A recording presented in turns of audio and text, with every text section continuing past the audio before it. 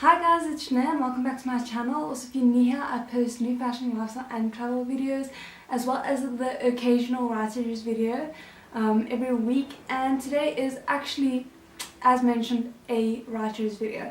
If you want to learn more about my writing, my novels and so on, I'll leave the link to my Patreon down below. So for those of you who are new here, I studied script writing and I've been doing novel writing for a very long time. So one of my greatest passions within script writing is adaptation. So for today's video I thought I'd discuss what I think makes a great adaptation in the form of doing a fix-it for one of the most widely acknowledged adaptation failures in recent years, Percy Jackson. I've been waiting for a video like this for forever and finally I just decided to do it myself. I'm a massive fan of the Percy Jackson series, so let's hope I can do it justice in this.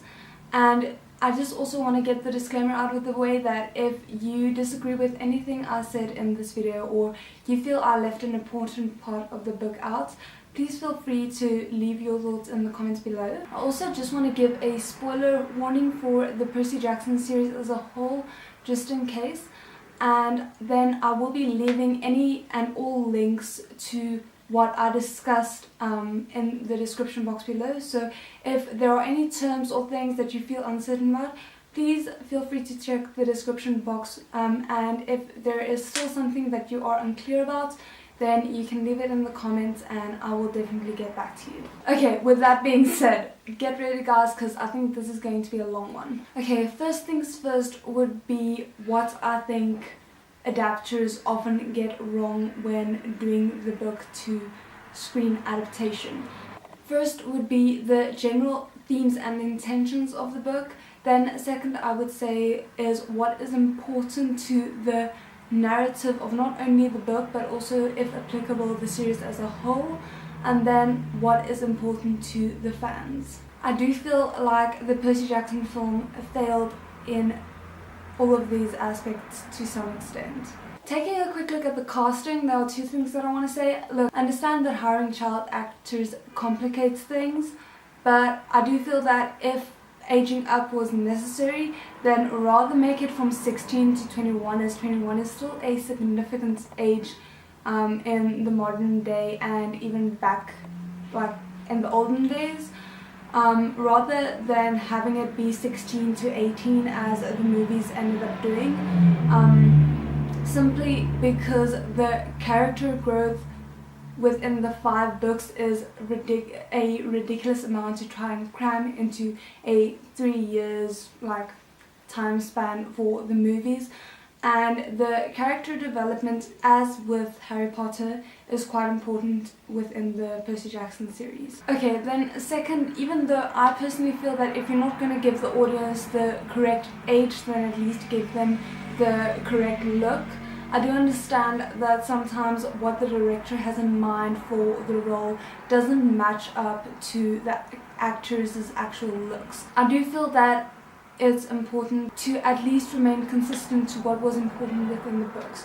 So if, for example, they said Percy's eyes being green was important because it matched his father's eyes, much like Harry and his mother's, then at least make sure that whatever color eyes the protagonist has or Percy has matches the eyes of the actor who's hired to play his father, even if it then doesn't end up being green, if it ends up being blue or for some reason even brown. At least have that consistency between the two. Okay, then please, if you make the mistake of hiring a dark-haired girl to play a blonde-haired girl, Annabeth, then for the love of all that is holy, don't go and dye her hair for the second film, because that just begs the question of why you didn't do it in the first film. So if you do end up making that decision, please just stick to your guns now that the mistake has been made. Okay, now that that's been said, let's get into the nitty-gritty of the actual script. Choosing the structure of your script is very important, and in script writing there are actually 3 types of structures to choose from.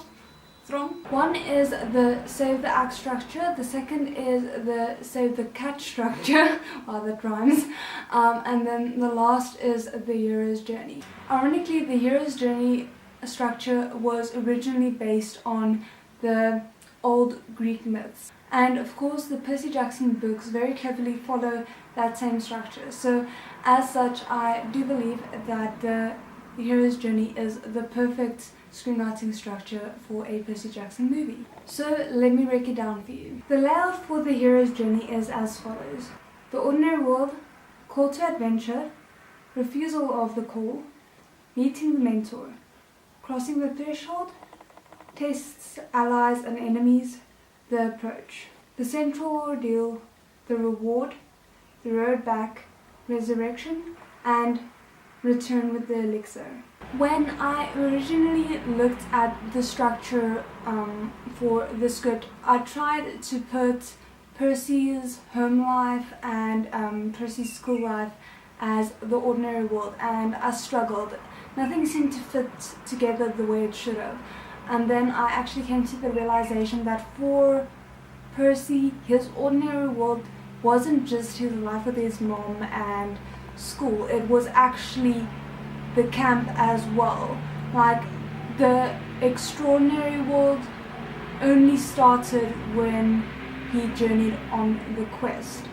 So that was something interesting and different. But yeah, so after I figured that out, everything started back into place very well. So I just want to add that the bullet points that I'm about to show you refer to specific moments, but I do mean the scenes as a whole. The parts that I am planning on excluding, I will be mentioning later on. Anyway, the way I see it, the plot points that fall into the different slots of the hero's journey is as follows. The ordinary world is Miss Dots, meeting Percy's mom, the Minotaur, the introduction of Camp Half-Blood, and capture the flag. The call to adventure is being offered the quest. Refusal of the call is Percy not wanting to bend to his father's whims. Meeting the mentor is not as I thought, meeting Chiron in his true form, but actually the meeting of the Oracle. Crossing the threshold is Percy, Annabeth and Grover accepting the quest and the gifts that they receive before they depart. And then maybe you could also work in them being taken to the bus stop. Test allies and enemies. So that would be the second confrontation with Miss Dodds and her sisters on the bus. Medusa, getting a train to the Arch. The Chimera and the Pearls. Them meeting Ares and the small quest he sends them on. Then would be the approach. That would be the journey to the underworld and getting past Charon. Then the central ordeal would involve the meeting with Cronus and the meeting with Hades. The reward is quite strange, but this is kind of where the structure deviates slightly, but it still works. So is the reward would be finding the bolt, but then knowing that they have to leave Percy's mom behind in the underworld. Then you have the road back, so that would be the battle with Ares, giving Hades' helm back to Miss Dodds and heading to the Empire State Building. The resurrection would be meeting with the gods, and here's a twist, the resurrection referring to the revelation that Percy's mom is alive and not the resurrection of the hero as is mostly common. Medusa's head will also be given during the resurrection. Then the return with the elixir is the return to Camp Half-Blood, Luke's betrayal, and finally Percy and Annabeth's solidified friendship and Percy's decision to return to camp the next summer. So of course it's impossible to put all the scenes from the book into the movie. As such, it's important to know the significance of each scene and what is trying to be conveyed in each scene, so you know what can and can't be eliminated. So going by chapter, I decided to exclude the following things. Firstly would be the chapter 3 Ladies Knit the Socks of Death. This is specifically because though it does add a certain amount of tension to the book, and it does like pay off in the 5th book, the payoff isn't that big in my opinion, and I do feel like if you then later realize, oh, this is actually more important than I gave it credit for, it's a pretty easy scene to just add into one of the later movies, because it's a pretty timeless scene. It's not constrained by, you know, the surrounding happenings or even Percy's age. The next scene that I would remove is I become Supreme Lord of the Bathroom. And the reason being that even though it is a very fun chapter and I do enjoy it, I think even the first time that I read it, I felt it was a scene that highlighted the fact that Percy was Poseidon's son a bit too much. And yeah, I feel like if you have the scene at the beginning where like Percy has the water splashed onto Nancy something or other, I can't remember her name, like that already highlights it, and then you have the capture the flag scene, and both of them are already strong enough, and I didn't feel like it was absolutely crucial to the believability of Clarice and Percy's rivalry. I still do think that their rivalry is something that needs to be shown within the first movie for the strength of it to be understood within the second movie. So what I do think would still work is having their rivalry be established within the capture of the flag game, where Clarice maybe underestimates Percy as the newbie and then regrets it and feels humiliated. And then it can be strengthened at the beginning of the second movie under the guise of Clarice hating Percy because not only was she humiliated, but Percy also humiliated her father Ares. So I do think there's still grounds to create a solid like enemy vibe between them without adding that in. And I think it would just help the flow or the pacing of the story a bit better, as we are looking to kind of eliminate the unnecessary scenes. And if a book is written well, there won't be too many of them, so you really have to pick and choose what you can and can't keep. I would also remove the My Dinner Goes Up in Smoke chapters, simply because I think that though it contributed to the audience understanding Percy's emotional state about his mother and his thoughts on the matter, it didn't really contribute that much to the plot. So yeah, that would unfortunately have to go. The 4th chapter that I would get rid of would be the We Get Advice from Poodle chapter, and that's simply because even though it is very much in theme with the Greek myths style of having very strange allies, the only real reason for that chapter, in my opinion, was the provision of money for tickets to get to the arch.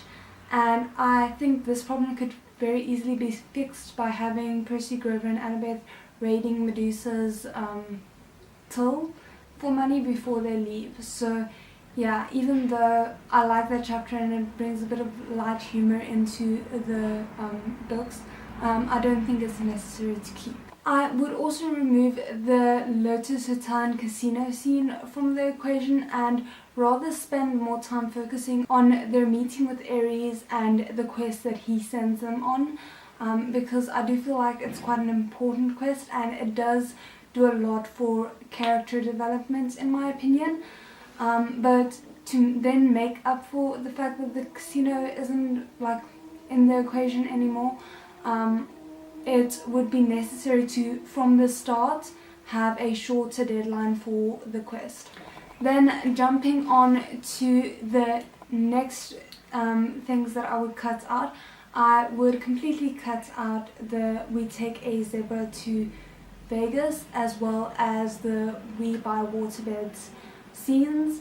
Reason being that even though I like both those scenes, I do think that it takes up a lot of time, so I would rather just have them climbing onto a truck provided by Ares and then climbing off in LA without incidents, and then we skip immediately to the underworld and those processions. To compensate for not having those chapters in the movie, I would then have the conversations about Talia and Luke, as well as the situation with Cronus and Percy's dreams, inserted into the train ride to the Arch, so that we have a bit of exposition during that time. Also, with the waterbed chapter, that's how they found the information for the underworld.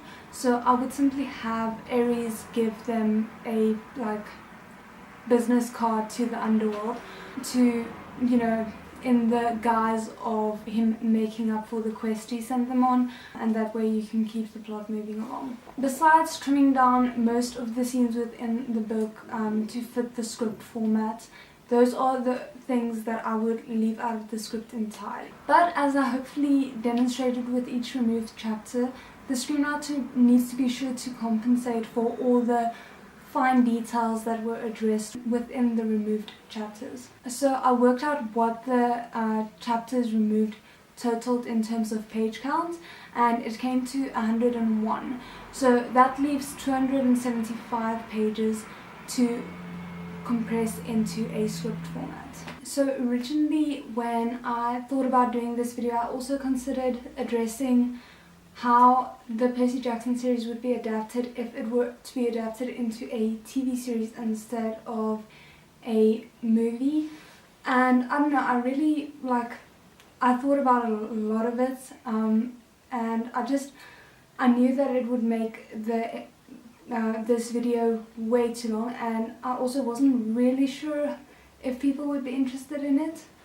But if this is something that you did enjoy and that you would like to see more of, please let me know in the comments below, or hitting the like button. I don't know. It's something that's somewhat new to me and that I was very nervous about doing, but I really did enjoy it, and I kind of really do want to make more of these kinds of videos. So if you did enjoy it, please consider subscribing, and otherwise I hope you have an amazing day. See you guys again next time. Bye!